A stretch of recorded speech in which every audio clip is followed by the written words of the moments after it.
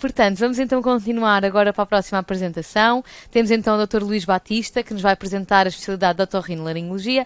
É interno desta mesma especialidade, obviamente, e é interno do Centro Hospitalar Lisboa Ocidental, portanto, no Hospital Egas Muniz. Força, Luís, podes começar.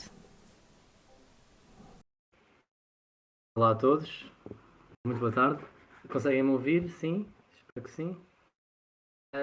Pronto, antes de mais eu queria dar os parabéns à APNA por esta iniciativa, porque conheço de perto tudo o que envolveu realizar estas jornadas e, como devem imaginar, é uma coisa, são 3 dias de apresentações e envolve uma coordenação enorme e, portanto, acho que é uma coisa que é muito útil para vocês e, neste caso, acho que a APNA fez um ótimo trabalho e, particularmente, a Marta, que, que se esforçou imenso para ajudar os colegas do ano comum na escolha da especialidade. Eu vou falar sobre o otorrino. Como a Marta disse, eu sou interno no Centro Hospitalar de Lisboa Ocidental. Nós trabalhamos mais no Egas Muniz, mas também fazemos trabalho nos outros hospitais do Lisboa Ocidental, portanto, no São Francisco e no Santa Cruz.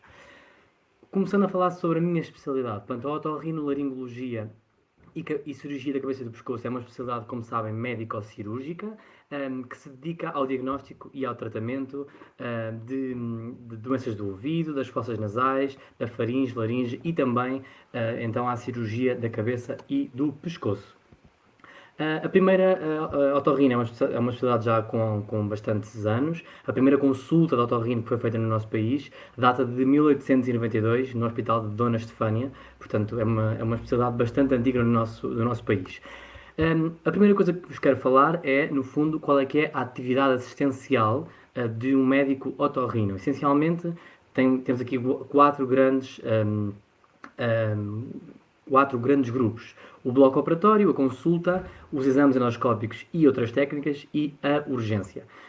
Ao nível do bloco operatório, vou falar mais à frente na minha apresentação de algumas cirurgias que se realizam na otorrino, portanto, a otorrino tem uma multiplicidade de cirurgias e dentro dessas cirurgias vocês vão ver que vão ter cirurgias muito diferentes, cirurgias com duração muito diferente e também cirurgias que envolvem graus de dificuldade muito distintos, ok? Mas isso vou falar mais à frente. Depois, do ponto de vista da consulta, também vou falar mais à frente que há várias consultas de otorrino, portanto, é como a consulta de otorrino tem várias subespecializações, digamos assim, mas no geral, uma consulta de otorrino é uma consulta muito dinâmica, em que há sempre alguma coisa a fazer, portanto, não é só fazer como que uma entrevista ao doente, não é só ver análises e prescrever medicamentos, portanto, vocês na consulta podem ter efetivamente um papel ativo no doente, resolver problemas, e são consultas relativamente rápidas, quando comparadas com outras especialidades.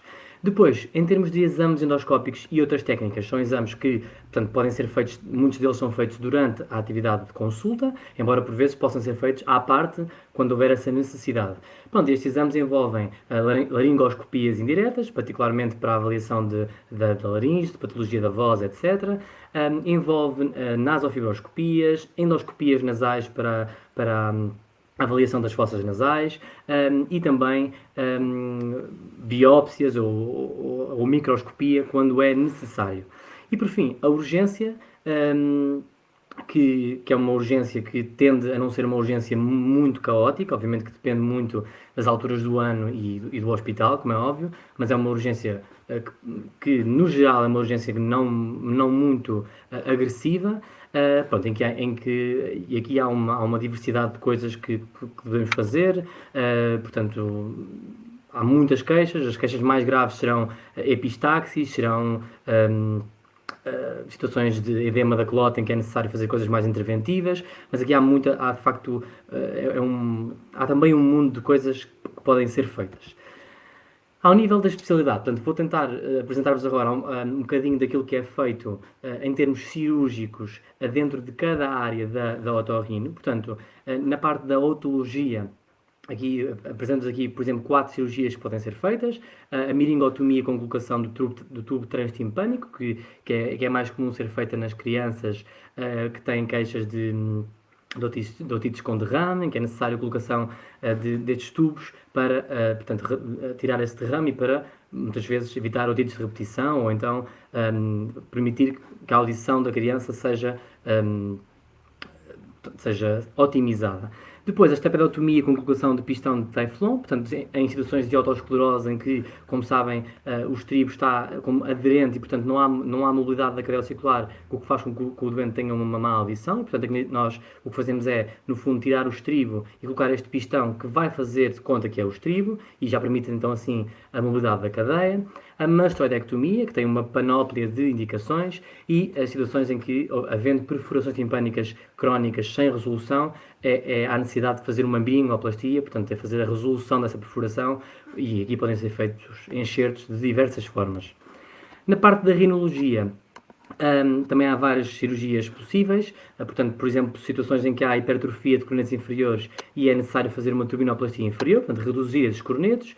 Situações em que há desvios do septo nasal e há indicação para ser feita uma septoplastia, portanto, no fundo, para endireitar o septo, e doentes também com sinusite crónica com polipose, em que aqui há, no fundo, o que fazemos é uma sinusotomia maxilar endoscópica, em que é praticamente destruído todo o espaço da fossa nasal para que a ventilação possa acontecer adequadamente. Depois, na parte da laringologia, aqui também incluo também a parte da orofaringe, situações em que há hipertrofia amigdalina, por exemplo, em que há indicação para a amigalectomia, não é? Há várias indicações para a amigalectomia, mas é uma das cirurgias mais comuns na otorrina, assim como a adenoidectomia, que não tenho aqui nessas imagens, que será a cirurgia que vocês começarão por fazer no internato. A uvulopalatofaringoplastia em doentes com apneia do sono, quando há indicação para fazerem a cirurgia, como sabem, não é uma indicação de primeira linha. E depois os pólipos da corda vocal e outras patologias benignas da corda vocal, que também somos nós que operamos. E depois a cirurgia da cabeça e pescoço, portanto, talvez a cirurgia mais agressiva e a cirurgia também mais demorada da otorrino. Aqui depois, dependendo de hospital para hospital, vão ter mais ou menos dessa cirurgia. Há hospitais que nem sequer têm e, portanto, derivam tudo para os IPOs. No caso de um hospital, nós temos esse ramo e, portanto, há várias coisas que são operadas. Trago-vos aqui um exemplo do quisto tiroglosso, a laringectomia total, que é feita nos casos de doentes com tumores da laringe, com indicação para esta cirurgia, e, por exemplo, tumores da parótida, como é o caso de adenomas pleomórficos, em que há indicação para remoção, então, do adenoma ou da parótida, o que seja. Somos nós que fazemos esta parte, embora muitas vezes essas cirurgias, especialmente da parótida e do pescoço, possam ser divididas com outras especialidades, como é o caso da maxilofacial.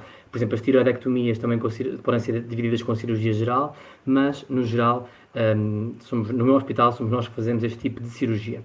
Para além destes ramos que vos falei, depois há outras valências da otorrino que também são importantes vocês terem conhecimento, porque depois, em termos de consulta, principalmente, vão ter contacto com isso. Portanto, no caso da otologia, a surdez infantil, a cirurgia de implante coclear, nos hospitais em que existam esses centros. O meu hospital, o SLO, tem um centro de implante coclear, as parésias faciais periféricas e a otoneurocirurgia, por exemplo, em casos de lesões do ângulo pontoceruloso ou do osso temporal, também a otorrino que opera muitas vezes em conjunto com a neurocirurgia. Depois, na rinologia, tem a consulta do olfato e do paladar, cirurgia de descompressão da órbita, por exemplo, nos casos de doença de Graves, em que há indicação para fazer a descompressão da órbita, cirurgias de base do crânio, que é uma cirurgia muito diferenciada dentro da otorrino, que é feita também com o apoio da neurocirurgia, e a abordagem endoscópica transfrontal à hipófise e rinoceptoplastias. Portanto, as rinoplastias, que também são feitas por nós ou pela plástica, mas supostamente serão feitas pela otorrino. E depois ainda há outras valências, como é o caso da roncopatia, apneia do sono, consulta de glutição, de otorrinologia, consulta da voz, plástica facial e a otorrino pediátrica. Portanto, como podem ver, consultas não faltam. Pronto, isto aqui ficou aqui um bocadinho desformatado, peço desculpa, mas a minha especialidade numa palavra, sem dúvida que a palavra será cera, porque a principal queixa de um doente que vai ao otorrino será sempre tem cera no ouvido, ou chegamos à conclusão que é cera. No fundo, mas no entanto, a cera traduz aqui 4 palavras importantes que eu acho que clarificam o que é otorrino. tecnologia, nós utilizamos imensos meios tecnológicos muito avançados que eu vou expor já de seguida. A polivalência, eu acho que é uma especialidade que é muito polivalente. Vocês, quer ao nível de cirúrgico, quer ao nível médico, podem fazer imensas coisas, portanto não há monotonia nessa especialidade. É uma especialidade muito rápida, porquê? Porque a consulta é tipicamente muito rápida, mas também, e as cirurgias também não são cirurgias muito prolongadas. E depois é uma cirurgia em que há uma grande autonomia, ou seja, vocês conseguem, quer ao nível da consulta, quer ao nível da cirurgia, fazer muitas coisas sozinhos e, portanto, se são pessoas que gostam dessa parte de sentirem que conseguem fazer tudo, resolver tudo sozinhos, acho que sem dúvida a especialidade vos oferece essa questão também. Em termos dos pontos positivos, lá está, a tecnologia, sem dúvida que eu acho que é um grande ponto positivo. Aqui trago-vos algumas imagens de materiais que nós usamos. Portanto, à esquerda está o laser, que nós utilizamos em várias cirurgias, de patologia benigna de corda vocal, patologia tumoral, patologia da orofaringe, em que queremos, de facto, que haja remoção de lesões de forma muito precisa. Depois a endoscopia nasal, que é utilizada na cirurgia rinológica. Aqui depois são os óculos de Frenzel, que são utilizados para a avaliação de nistagmo em doentes com queixas de vertigem. Que também é uma área de otorrino que faz parte da otoneurologia, e depois a microscopia. Muitas das nossas cirurgias, especialmente do ouvido, são feitas com recurso a microscopia e, portanto, nós temos microscópios super XPTO, digamos assim. Em termos de saídas profissionais, eu acho que é uma especialidade que ainda oferece bastantes saídas profissionais, quer a nível de privado, quer a nível do público. Depois vocês podem fazer essa conjugação, se quiserem. Permite-vos também optar por uma parte mais clínica ou cirúrgica, tal como qualquer especialidade médica ou cirúrgica, mas eu acho que na otorrino as duas partes são bastante fortes. Portanto, se não gostarem da parte cirúrgica, têm várias coisas na parte médica que podem fazer. Se gostarem da parte cirúrgica, tem muita coisa que podem fazer também. E depois, lá está, podem, em termos profissionais, podem de facto dedicar-se ao otorrino de uma forma mais geral, ou então dedicarem-se mais a uma valência específica, como é o caso do ouvido, do nariz, de cirurgia plástica, etc. E têm ainda a possibilidade de fazer investigação, e aqui tipicamente em áreas mais clínicas, como é o caso de surdez, doenças genéticas, são as áreas mais fortes em termos de investigação. Depois, outro ponto positivo terá a ver com a satisfação dos internos. Portanto, foi um estudo que foi feito em 2016, em que reparem que a otorrino está aqui bastante no cimo desta lista, e no geral, os colegas com quem falo, penso que é raro encontrarem um interno da otorrino que não está contente com a sua especialidade. Portanto, acho que isto é uma coisa que também é importante, falarem com pessoas e verem o feedback. Em termos de pontos negativos, eu acho que serão eventualmente o facto de ser uma especialidade que tem meios complementares de diagnóstico muito específicos, como é o caso dos audiogramas, de videonestagografias, autoemissões, posturografias, que são coisas muito específicas que nós nunca ouvimos falar durante o curso, e portanto isso obriga-vos a fazerem um estudo de novo. Portanto não é uma coisa que já saibam à partida, entendem? Isso pode ser uma desvantagem ou não, mas enfim. Depois outro ponto negativo, que eu acho que este é particularmente importante, é que diz respeito a esta segunda imagem, tem que ver com o facto de otorrino ser obviamente uma especialidade dedicada à cabeça e pescoço, não é? E portanto, se és uma pessoa que gosta de uma especialidade que vê uma versão total do organismo, que gosta de ver as relações entre os órgãos, portanto, coração, rim, portanto, isso deixa de existir no otorrino. Portanto, é uma coisa que vai deixar de existir. A parte médica que nós aprendemos durante o curso deixa de existir e passamos a focar-nos apenas na parte do ouvido, nariz, boca e cabeça e pescoço. E, portanto, acho que é uma coisa importante de despistar quando se escolhe a especialidade. E depois, outro ponto negativo é que a cirurgia de otorrino é uma cirurgia que utiliza muita endoscopia, muita microscopia e, portanto, não é uma cirurgia, digamos assim, de utilizar as mãos. Muitas vezes é com instrumentação e, portanto, para pessoas que gostam de cirurgia em que se utiliza as mãos, pode ser também uma desvantagem. Utilizar as mãos no sentido de, portanto, fazer suturas, etc. Em termos de internato, é um internato que dura 5 anos, tem vários estágios obrigatórios e estágios opcionais que são possíveis. No geral, depois é uma coisa que depende muito de hospital para hospital, mas no geral são feitos, são possíveis, é possível fazer todos os estágios desde que ofereçam a vantagem para o interno.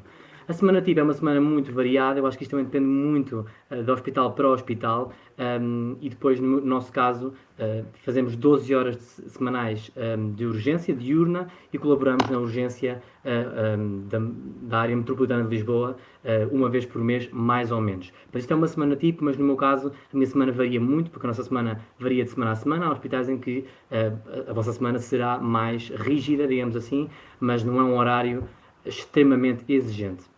Depois tem a parte das publicações científicas, como em qualquer especialidade, não há números definidos, mas contam para a nota final. E depois, em termos de como escolher o hospital, eu diria que uma parte importante é vocês escolherem a vossa área geográfica, digamos assim. Depois, a partir daí, fazerem então, portanto, avaliarem essencialmente estes 4 pontos que eu coloco aqui. Em termos de tempos operatórios, ou seja, o hospital permite-vos operar, ou seja, vocês quando acabarem o internato vão ter, de facto, tiveram a oportunidade de pôr a mão na massa e conseguiram operar aquilo que queriam e conseguem ter autonomia suficiente. Se o hospital vos oferece oportunidades de diferenciação, ou seja, poderem fazer uma diferenciação, por exemplo, na base do crânio, em cirurgia da hipófise, etc. Depois, a flexibilidade para realizarem estágios e cursos também acho que é importante. E depois, obviamente, uma perspectiva económica, ou seja, fazerem uma conjugação a nível da cidade, a nível daquilo que as especialidades oferecem em termos de privada, portanto, dependendo da zona do país, acho que também é importante ter isso em consideração. E por fim, as especialidades em que eu estive em dúvida, mas agora. Portanto, eu na altura estive em dúvida entre urologia e cardiologia. Gostava muito de urologia pela parte cirúrgica, mas percebi que as cirurgias eram demasiado prolongadas para mim e eram demasiado. Pronto, gostava mais da cirurgia de otorrino porque era mais minuciosa, e a cardiologia descobri que era uma especialidade essencialmente médica. E portanto acabei por escolher otorrino e voltaria a escolher, mas agora, de facto, talvez continuasse a pensar na urologia e talvez ponderasse a oftalmologia, por também ter uma parte cirúrgica importante e por ter uma qualidade de vida muito grande e muito boa. Por fim, em termos de ranking nacional, no ano passado o concurso médico de otorrino teve 23 vagas e a última vaga fechou com a nota 371. Portanto, este ano não sei como é que vai ser, assumo que as vagas sejam mais ou menos as mesmas, mas depois a nota final depende muito do grupo deste ano, essencialmente. Espero que tenha ajudado e que tenha sido claro. Desculpem se falei demasiado rápido. Qualquer dúvida pode depois falar comigo por Olá, e-mail, Luís, foi ótimo. Viu-se a tua contentamento, a satisfação realmente quando falas das patologias de otorrino, principalmente as cirúrgicas. Portanto, acho que fizeste sem dúvida a escolha certa e se nota-se mesmo quando tu estás a falar e aqui a explicar. Gostei muito da tua apresentação, muito obrigada. Vamos ver se há aqui algumas questões no chat. Penso que não foram colocadas ainda. Novamente, para quem ainda não nos tinha ouvido de manhã, eu volto a dizer, quando tivermos aqui palestrantes a falar das suas próprias especialidades, é importante que coloquem logo as vossas dúvidas no chat, porque isto às vezes pode ter um ligeiro delay e, portanto, na realidade acabamos por, depois, quando vocês aparecem aqui as perguntas, aqui os nossos palestrantes já saíram, mas temos estado a responder no chat. Muito obrigada, portanto, não havendo perguntas, se calhar passamos à próxima sessão. Obrigada mais uma vez, Luís, e o resto de um bom dia.